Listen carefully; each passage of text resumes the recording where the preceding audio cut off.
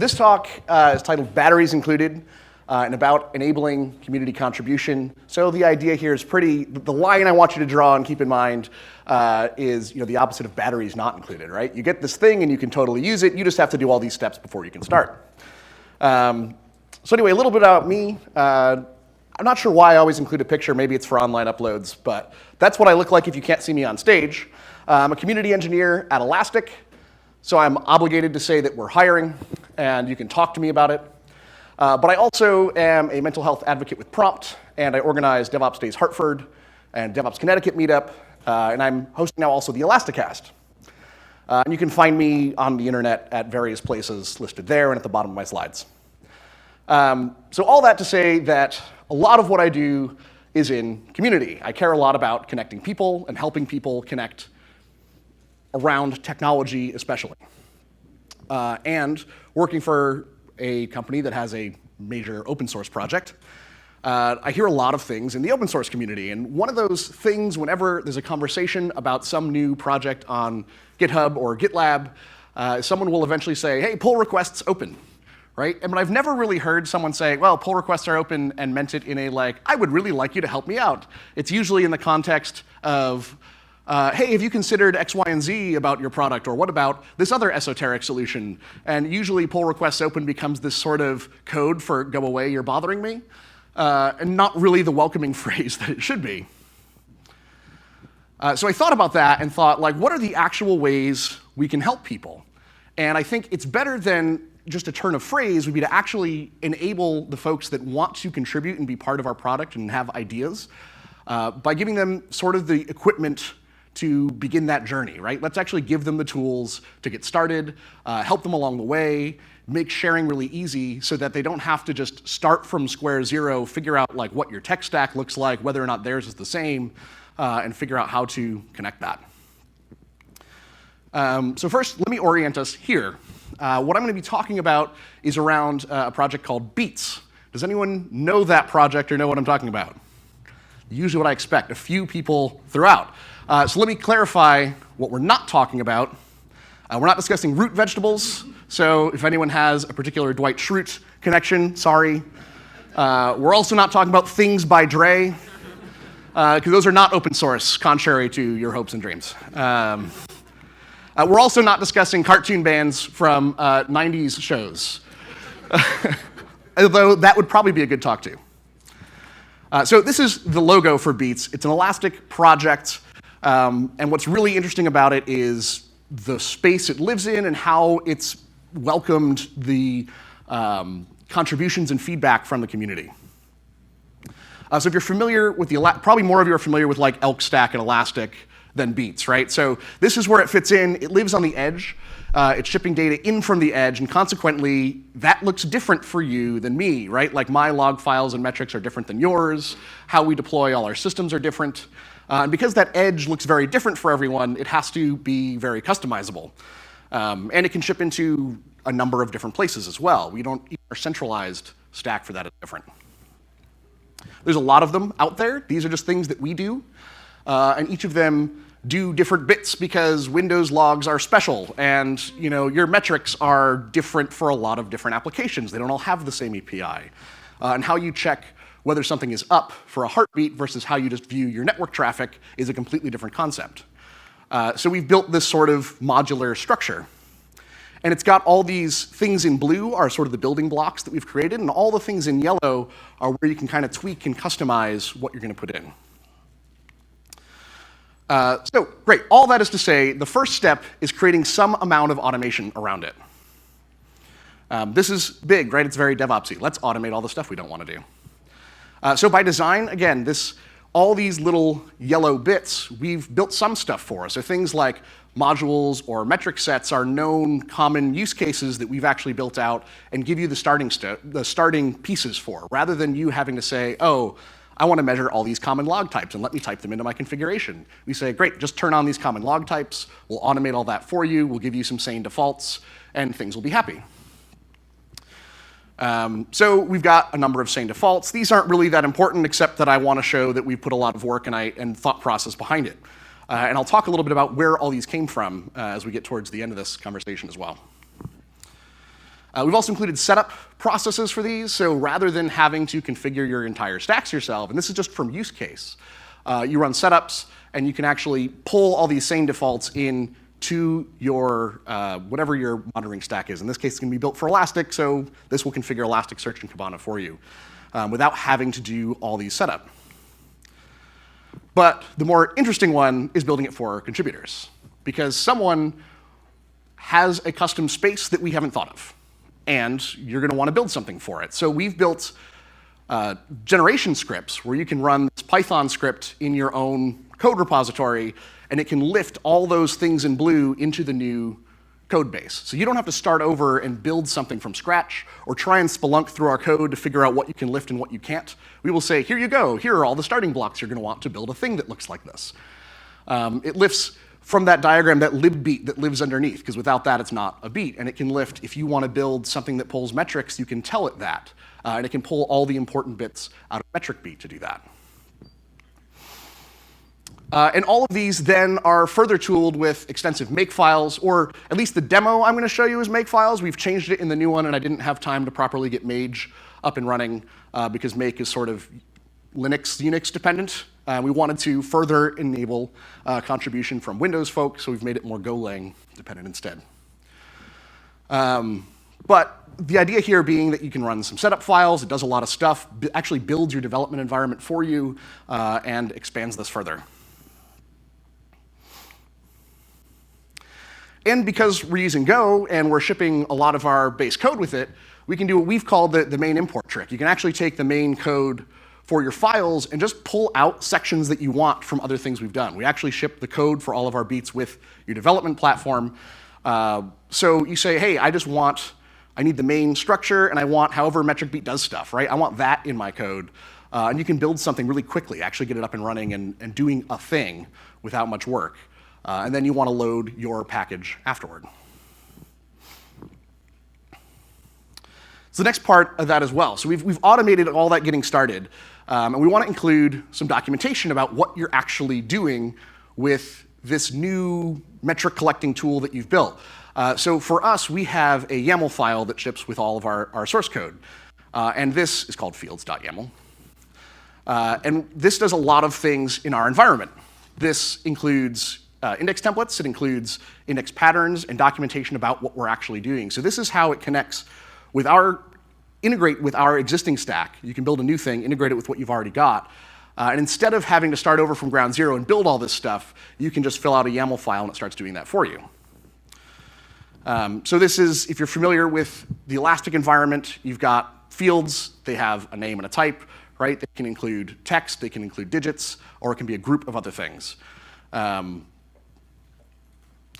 then, of course, if you have numbers and digits, you want to know how to process them. Like bytes add up differently than whole numbers, and percents, divide differently. So you want to know all that going into it. So for an obvious example of how that works, right? Memory is a group, and you have things like the total memory, which is a long, and you include in that description, while it's a text field and you could technically leave it out, when we start shipping data back around, if we include what it actually is, memory contains all the local memory stats. Total is the total memory. Now people know what you're trying to accomplish with the data you're extracting in the application. So that's all included when we ship the code around and ship the development environment. We also want to make sure testing is a big thing, right? So if you're shipping this way to develop it, how do I actually know it's working when I go to contribute back? Rather than do this big back and forth through pull requests and avoiding the whole it's working on my machine, we actually ship a test environment for you and a number of other things. So for instance, we have this vendor folder that includes a whole Docker environment with more makefiles. So you can get everything up and running, and you can build your own test stack that we know looks like a test stack we would expect and see if it runs there. There's no like, oh, it worked on mine, but I had to do this weird configuration. We go, here you go, it's a default configuration, test it there. We can at least get like smoke tests out of the way. And it's pretty standard, builds your environment and starts you up a test stack. Oh, good, I knew I was gonna do next. So it's kind of weird to talk about it in the abstract, so I wanted to sort of show how we can go from nothing to a thing rather quickly because of all this practical enablement that's there. And I apologize for any like motion sickness that occurs because of Mac animations, but I'm going to have to switch back and forth between some stuff. For instance, I don't actually remember the text of the Python code, so I need to copy and paste it. So for instance, this is the wrong one. So here is my development folder. We've got a few different beats in here, but we're going to create a new one. So we're going to start with something brand new. I'm going to copy the whole command rather than trying to run Ithon. I didn't sacrifice enough to the demo god, so I apologize for that. But so we'll get that up and running. And you can see it starts up with the base. We're going to create a new beat, and we want to start with the basis of metric beat. We always recommend you append beat to it if you actually want to contribute it back, because that fits all of our wonderful naming schemes. So we'll create a Portland beat. We type in our, it's case sensitive, of course, type in our GitHub name. Yes, that's where we want to put it. And our contributor information. So now we'll actually see there's a PDX beat folder that wasn't there before. So we join that. It's not got a lot in it, but it does have that make file, so we're going to run a setup. And this is where it starts actually setting up the test environment. It's going to copy over a lot of data from the existing project. The prep work you didn't see is I did have to have Python and Go, and I had to copy the original source code down to my machine. I had to clone the repository. And then we actually get to build a module. So let's build the DevOpsDays module. We're going to do a demo metric set. So it starts doing all this automated copying and pasting. We've got a lot more files here. We have a module folder. We have a way to actually get this configured. So we're going to take a look. Is it big? Is it big enough? OK, cool. And I wish that Adam would properly size the folder tree too, but I don't get that. OK, so there's a lot of things in this folder now that we want to talk about just to sort of see what's going on. One of those main things is that main Go, and I talked about that import trick. So we can see already by default we've included this process. We're copying the base of what makes any one of these processes work and where I asked it to start from. So that's already done for you automatically. I'm going to follow this comment and say I don't want to include all the other stuff. I just want my new test demo. But I am including all of my things in this, this folder. All of the things that I change I want to include. So that's all there. You have this module folder, the module that we created, DevOpsDays. And we go down into the demo metric. And this is the actual code that makes it work. So I'm going to do a bit of copy paste here so that I don't mistype things 100 times and get this running for us. So we want to include the proper, oh gosh, I'm going to have to do that thing. OK. We want to include the proper libraries that we're going to pull from. And again, these are not something completely brand new. I'm pulling from things that already exist and just making use of the code that's there. It makes it really easy to import it. I need to create a variable.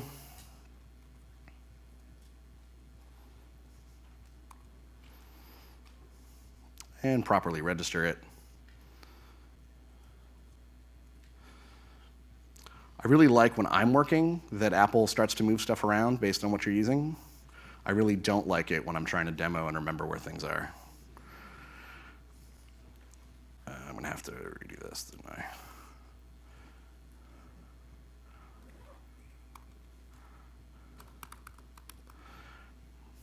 Perfect. So we do need to make sure we're talking about the right module that we loaded, or else it certainly won't work.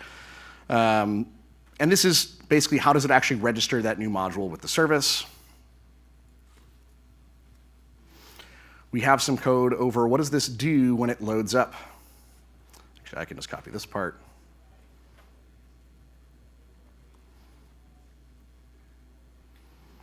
We're going to replace, even when we copy it, we give you sort of a default. If you wanted to just compile a thing and have a counter, you could do that. But we're going to do something a little more exciting.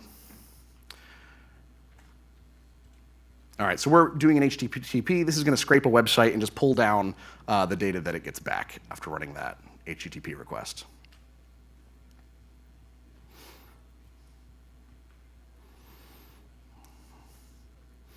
And I'm going to keep my experimental warning.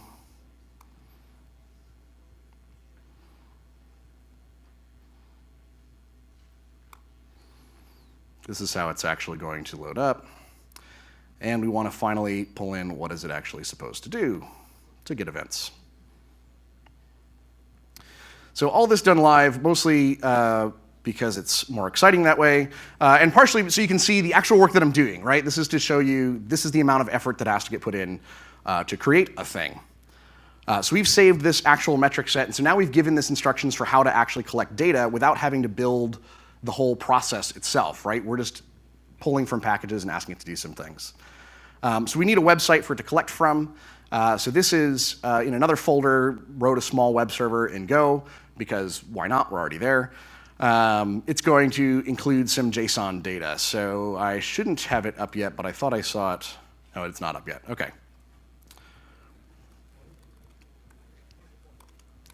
So we'll launch the actual web server. And it's just very simple. It includes JSON content and has a counter that's going to increment every time we actually check on it. So cool. So that's up and running. And we have some code that can check on that. What do we do next? So the next thing I want to do, this HTTP server is running on port 8080. So let's go ahead and edit our default config so that we can not have to enable this every time I want to test my product. So I'm going to enable it by default. And let's just put the default port in as well. So that's part of the config that ships. This is all part of the metadata of the source code that's going to get compiled eventually into all the config files when you make that. So rather than have to know how all the config files work, we're going to include that process also. So we've got something we want to start with. And all we have to do at this point is type correctly. So we run an update. Update's actually going to go through all those things like the basic config files and any of the metadata that gets generated, and update the proper formats across the source that you have in the development environment. And then we'll just make it. So we're just going to actually compile the binary now.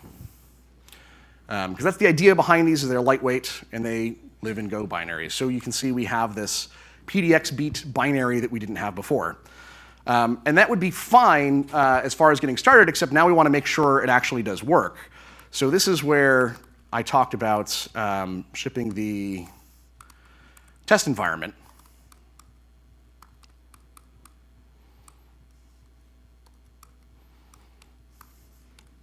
We've actually got this whole environment already shipped that we copied over earlier. So this is living inside that same source code folder that we just generated, and we can just start it.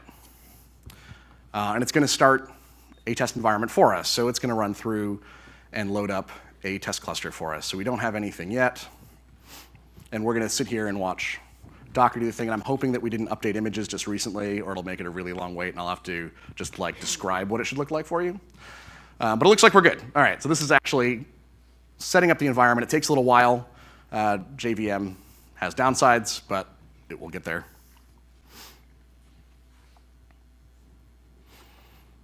Perfect. OK, so it should all be up and running for us. So excellent. So we can test. We've got a local node running, and Kibana should be up soon.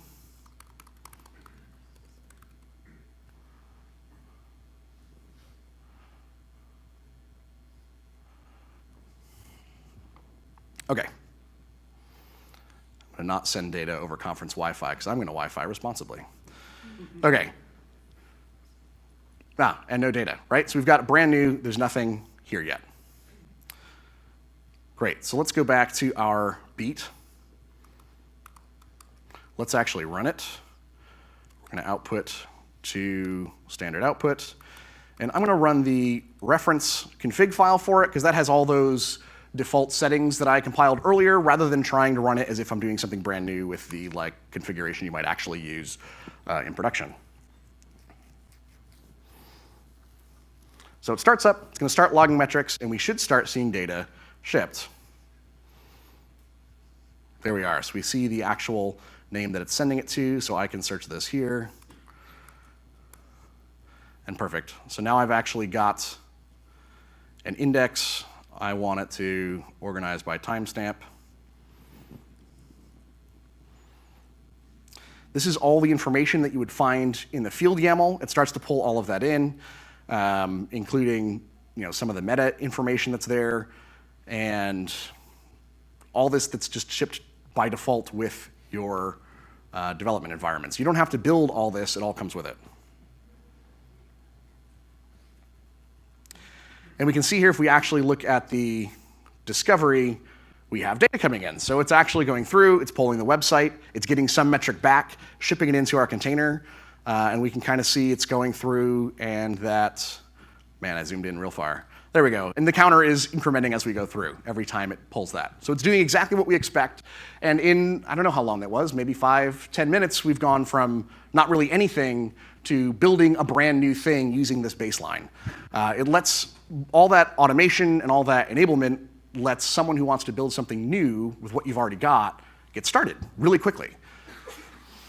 So that's what we want to include, right? So that's the idea behind all that test shipping, is we can get up and running, test it, make sure it works without having to do a lot of other effort, without having to build your own test environment, without having to check all that.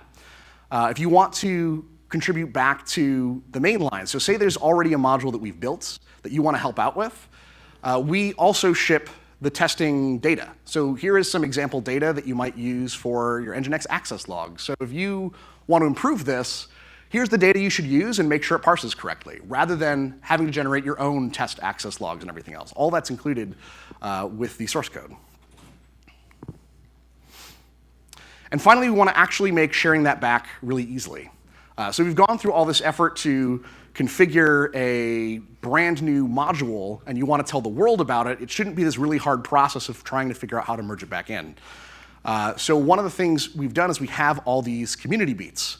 And this is a list of what there was, I think, yesterday, of all different specific built custom beats that people want to share. Like they've built a thing and said, hey, maybe someone else needs this too. And the way we allow that sharing and enable it is by actually including it in our reference documentation. So this is our actual code documentation and includes all of the community beats that are out there. And if you want to add one, it's not this long process of trying to email someone. It's go to our GitHub repository. Here's the actual ASCII doc that builds that documentation page. Submit a pull request, link to your particular project, and we'll include it. So you can share it out. And what's exciting about all of that is over time, we see certain things become more popular than others, and maybe they're built as a custom metric set originally, and we can see that can get rolled into the mainline metric beat. So all of this community enablement eventually becomes part of the main project. And it starts being supported not just by community contributors, but also by Elastic.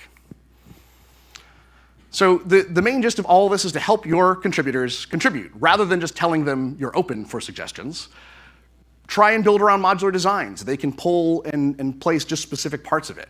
It helps to automate the actual hard and annoying bits so that someone doesn't have to run through and build their own scripts. If we just include those and ship them with the source code, it helps out.